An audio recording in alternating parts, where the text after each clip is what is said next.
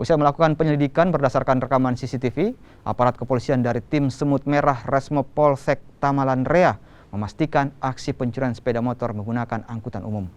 Polisi kemudian menangkap sopir angkutan umum di rumahnya saat sedang tertidur pulas. Pelaku awalnya menyangkal terlibat aksi pencurian. Namun, pelaku akhirnya mengaku setelah diperlihatkan rekaman CCTV. Setelah mendengar pengakuan pelaku, polisi kini mengejar rekan pelaku yang identitasnya telah diketahui dan merupakan pelaku utama pencurian sepeda motor. Kini pelaku dikenai pidana pencurian dengan pemberatan dengan hukuman 5 tahun penjara. Jadi dugaannya kasus curanmor. Itu motifnya gimana, Bang? Jadi ini pelaku atas inisial I, dia berkomunikasi dengan pelaku utama yang masih dalam proses penyelidikan.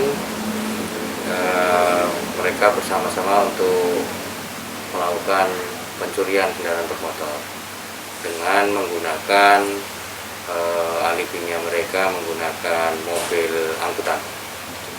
Ya, informasi dan pengakuan dari pelaku inisial I, hasil dari pencurian tersebut sudah dijual dan mendapatkan uang dijual.